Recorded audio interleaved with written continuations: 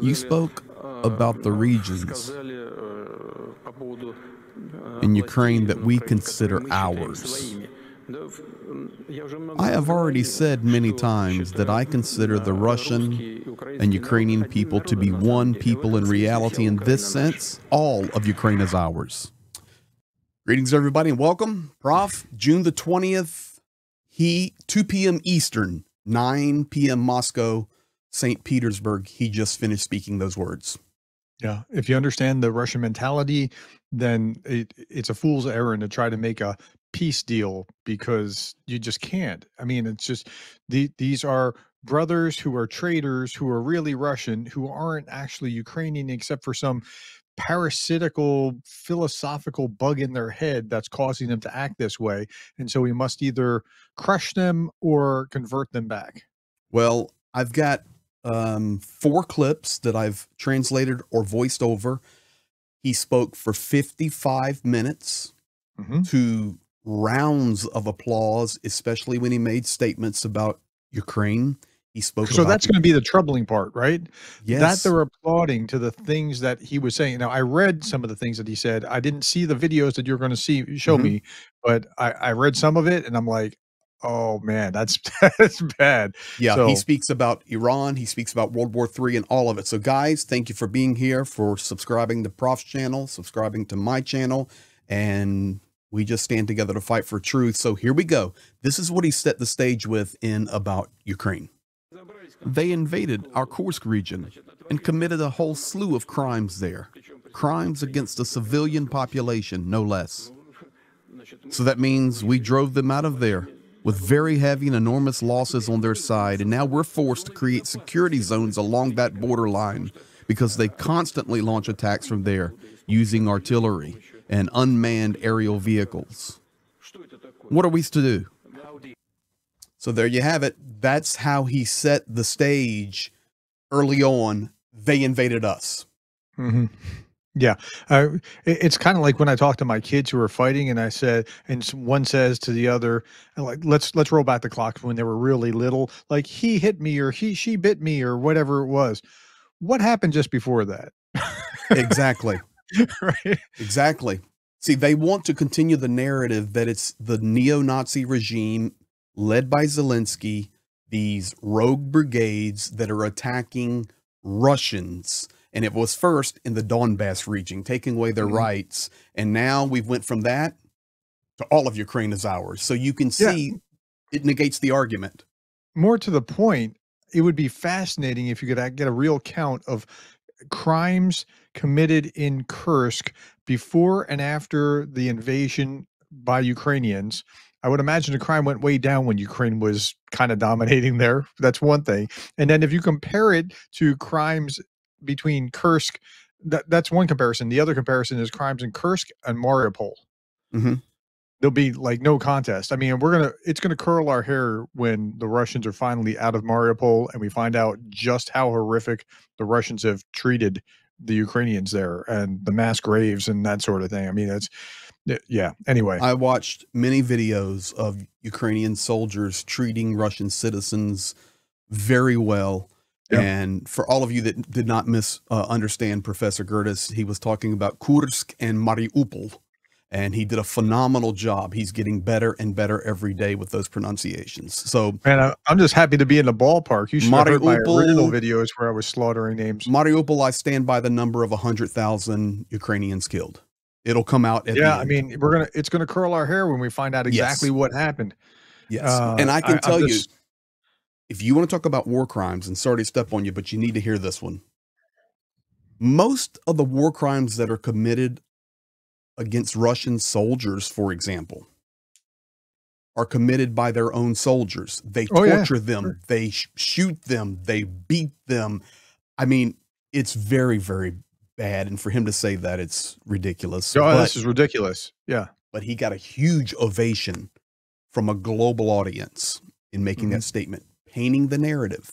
Oh yeah, yeah. There's an information war that's just as robust as the hot war on the ground. Yeah. Let's go to clip number 2 now. He continues to talk about regions in the Ukraine. He talks about Sunumi and the threat of NATO.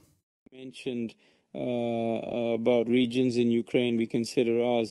Yes, I've often said I see Russians and Ukrainians as one people. In that sense, all of Ukraine is ours. But we're dealing with the current realities. Many in the neighboring country want sovereignty and independence, which is fine.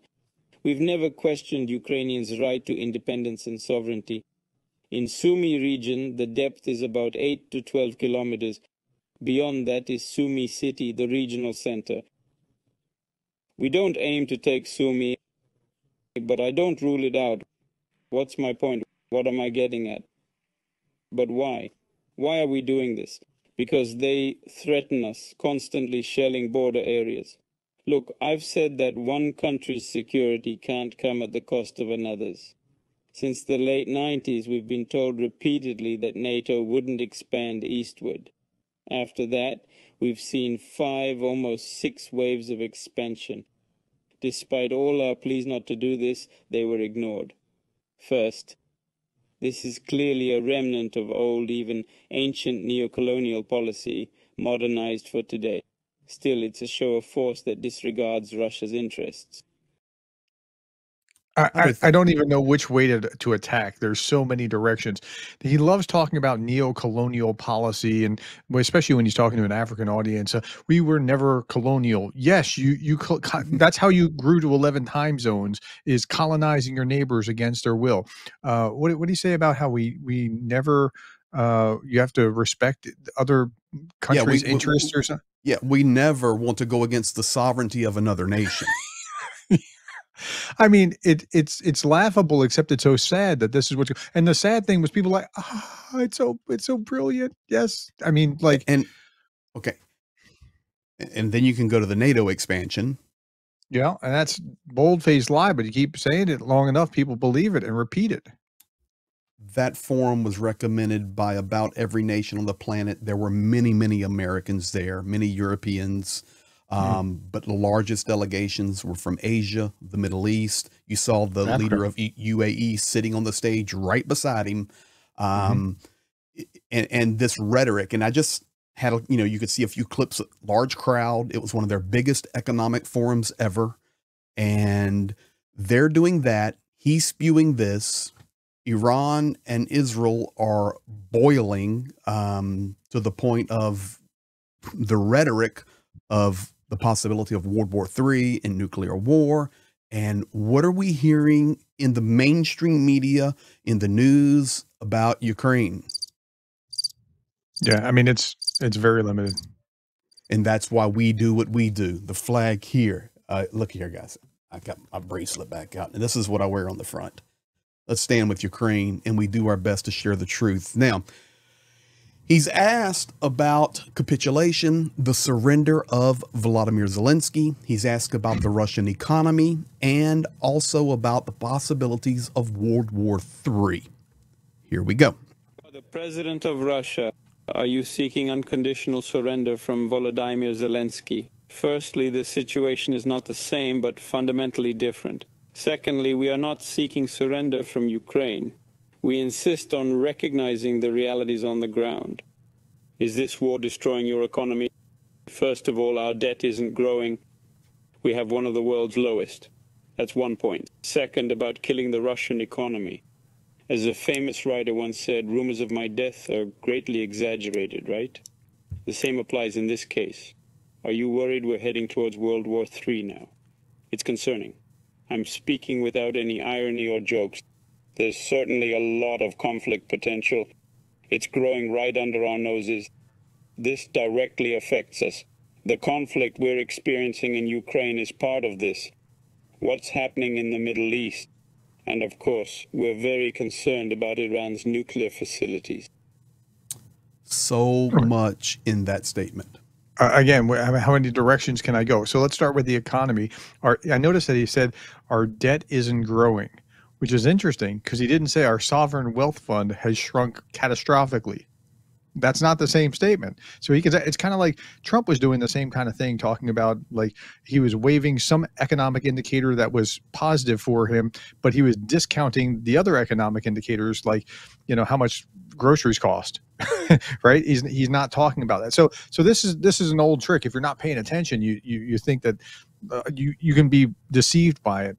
Go ahead. I'm not going to keep. No, it's belaboring perfect. And what's interesting to me is he actually quotes an American author, Mark Twain, and says, the rumors of my death are greatly exaggerated. And many people out there, they're thinking, oh, that's because we heard he was dead last week or 3 weeks ago he died. That's not what he was talking about. He was talking about the Russian economy there. In regards to the surrender of Ukraine, he just wants a capitulation. We don't need a surrender. Just recognize what's on the ground. Just recognize the realities on the ground. Just recognize realities on the ground. It's like a thief breaking into your house being like, look, I already have this stuff, so just let me go and everything will be done. Exactly. That's a great reference. And Zhenya makes that point many times as well with the thief in the house. Now, he also spoke about World War III possibilities, and I really paid attention to one statement because I know you have been hammering this for years and I've been hammering it for years, and that is all of this is connected. Ladies and gentlemen, the war in Ukraine, the Middle East, Israel, Iran, Turkey, United States, China, tariffs, economics, you name it. I'm not a conspiracy theorist, but it's all connected. And today, it's the first time I've heard Vladimir Putin talk that the war in Ukraine is connected to global events. It's always been our little regional issue. We're taking care of it. We got it. You take care of your own stuff. Today, he admitted it's a part of the global deal. And he says, well, to be honest, I'm really concerned about World War III. And there was almost a twinkle in his eye. Today was interesting hearing him say that.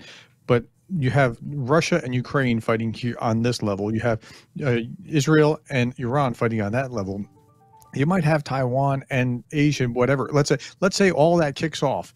They're separate wars that are connected only because, Iran and Russia are really chummy. And so anything that Israel does, whether you like Israel or not, anything that Israel does that degrades Iran is degrading Russia because that's who's helping, right? So it's that sort of thing.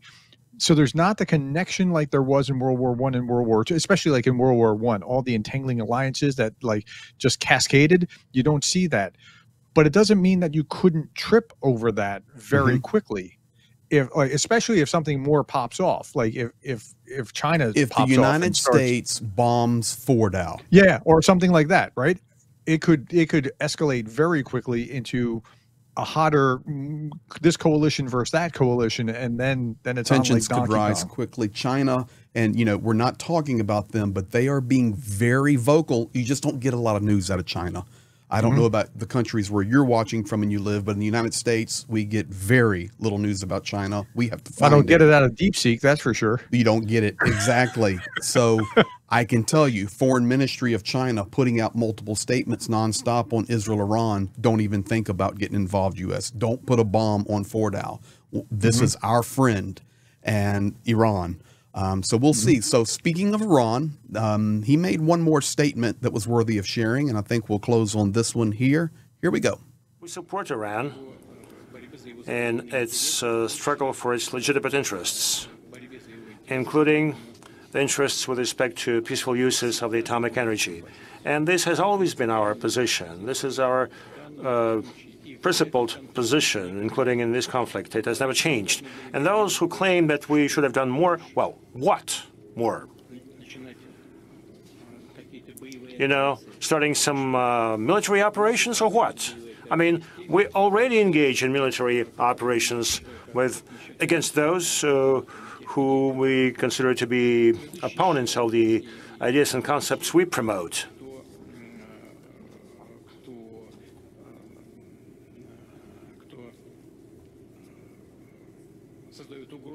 And those who create threats for the Russian Federation.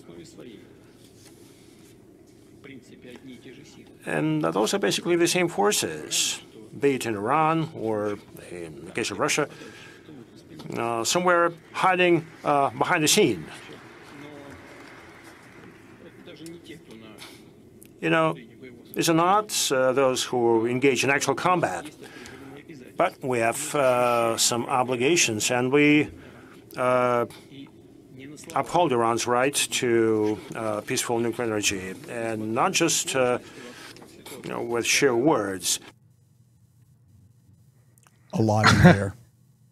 Yeah. So what's interesting about that is that we know that he has workers in nuclear energy facility, Russians in nuclear energy facilities in Iran, and Thousands. so yeah, and so that's you don't want them bombed. So something like that could actually be the trigger that we were just talking about. Lots of Russians die because they shouldn't have been in these nuclear facilities enriching uranium.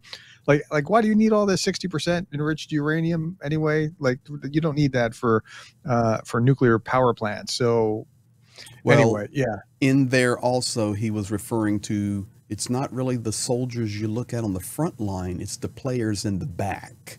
And he was making direct references there to those whose values and views are not the same as those of the Russian Federation. He was making direct references to world leaders. Come on board with us. And I can tell you, I didn't translate it, but the other big deal that came out of his statements today was there is a new world order. And it's well, that's certainly what he wants. That's right. It's Russia and it's China. Now, 18 months ago, it was Russia and China, and the U.S. would be in the West. Today, there was no West mentioned. There was no U.S. mentioned. He's not talking about multipolar or bipolar or anything anymore. He's just talking about them. That's it. Which is interesting. Very interesting. He feels like he's on the ascendancy, which is bizarre, given everything that's going wrong militarily, given everything that's catastrophically wrong economically. That needs to bring you back to the Soviet mindset in which he is ingrained and trained. Now, your clips didn't have this. It's not about clips numbers. Didn't have the everywhere a Russian soldier sets his foot, we claim as ours. That was in there as well. I just didn't want the video. It was 55 no, minutes I understand. of speaking, I'm just saying, like we ought to say, like he did. That would have been a headline or two, like that. Everywhere the clips you had were good. You can't cover everything, but that's something that's telling you about his mentality. It's Soviet, and they don't value human life, no matter what they say. They look at economics differently. But one thing you must remember, and you can see it by that forum. You can see it there. If you go to St. Petersburg, or you go to Moscow, or you go to Nizhny Novgorod, or you go to Sochi, or you go to Kazan, they're nice cities, and Russia does have resources. So they're Ask able... Tucker Carlson about how nice the cities are. Exactly.